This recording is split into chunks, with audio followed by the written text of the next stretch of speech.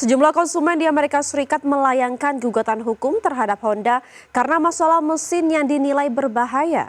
Produsen mobil asal Jepang tersebut dituduh gagal memenuhi kewajiban perbaikan meski kendaraan bermasalah masih dalam masa garansi.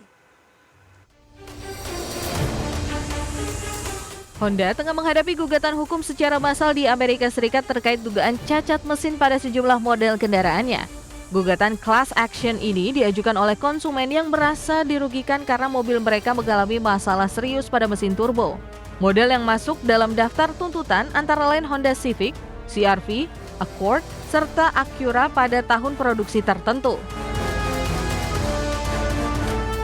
Konsumen mengaku mobil mengalami gangguan serius yang berdampak pada performa kendaraan. Beberapa di antaranya melaporkan bahwa mobil mengeluarkan asap putih hingga mesin mati mendadak saat digunakan. Kondisi ini dinilai membahayakan keselamatan dan menimbulkan kerugian besar bagi pemilik kendaraan. Penggugat juga menilai Honda tidak memberikan solusi perbaikan yang memadai, meskipun sebagian kendaraan masih tercakup garansi. Hal ini menambah kekecewaan konsumen yang merasa hak mereka diabaikan oleh produsen asal Jepang tersebut. Jika gugatan dikabulkan, Honda berpotensi menghadapi kerugian finansial besar serta tekanan reputasi dari pasar otomotif global. Berbagai sumber IDX Channel.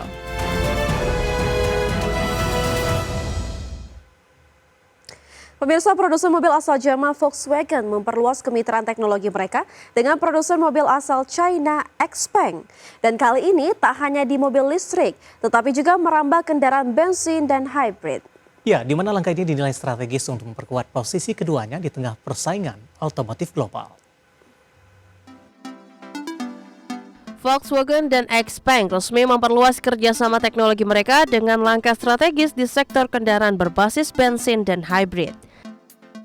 Kolaborasi ini menandai fase baru setelah sebelumnya kedua perusahaan fokus pada pengembangan mobil listrik di pasar Tiongkok, di mana Volkswagen dan XPeng menyatakan akan memperluas penggunaan China Electronic Architecture atau CEA ke kendaraan berbahan bakar bensin dan hybrid yang diproduksi di China mulai 2027.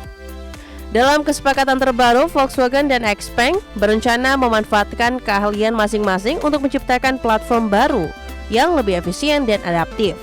Volkswagen membawa pengalaman panjang di industri otomotif global, sementara XPeng menawarkan inovasi teknologi mutakhir dari Tiongkok. Kedua perusahaan menilai langkah ini penting untuk menjawab kebutuhan pasar yang masih besar terhadap kendaraan konvensional dan hybrid di tengah transisi menuju elektrifikasi penuh. Dengan strategi ini, Volkswagen dan XPeng berharap dapat memperluas jangkauan produk sekaligus memperkuat posisi mereka di pasar otomotif dunia. Berbagai sumber, IDX Channel. Beralih ke informasi selanjutnya, pemirsa, di mana Google umumkan akan menggelontorkan investasi senilai sekitar 145 triliun rupiah di Oklahoma, Amerika Serikat. Di mana langkah ini ditujukan guna memperluas pusat data, memperkuat infrastruktur cloud dan kecerdasan buatan, serta membuka peluang ekonomi dan tenaga kerja baru bagi wilayah tersebut.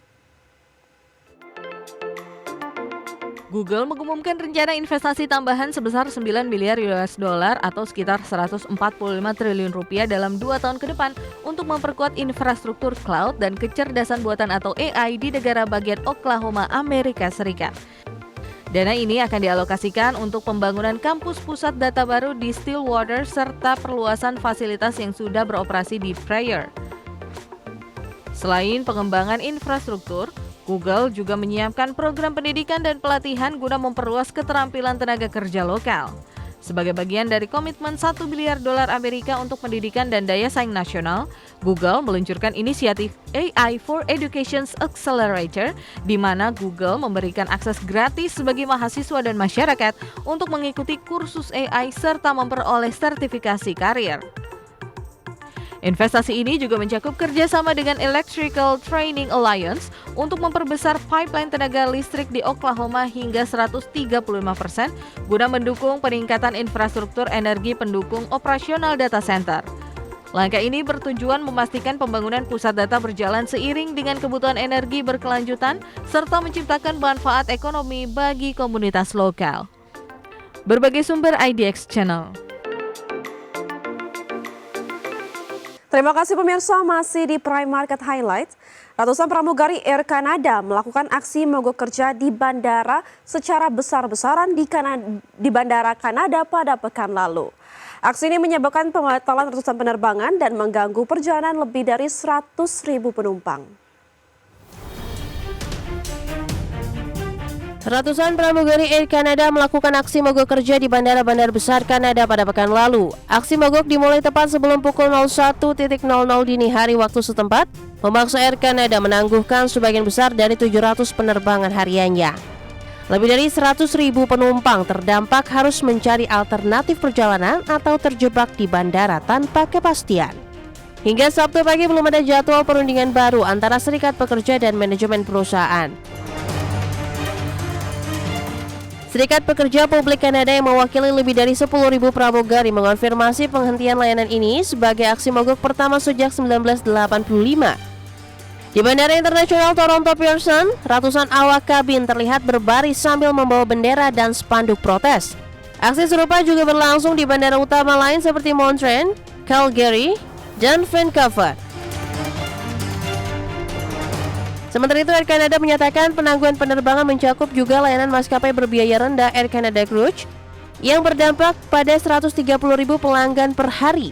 Namun penerbangan dari afiliasi regional seperti Air Canada Jazz dan PAL Airlines tetap beroperasi normal. Maskapai menyarankan penumpang terdampak untuk tidak datang ke bandara kecuali memiliki tiket terkonfirmasi dengan maskapai lain. Berbagai sumber, IDX Channel. Masih di Prime Market Highlight, pemirsa, Apple TV merilis serial animasi musikal Peanuts dengan judul Snoopy Presents a Summer Musical. Ya, di mana serial animasi musikal ini merupakan yang pertama kali dirilis setelah 37 tahun, di mana terakhir kali dirilis pada tahun 1988.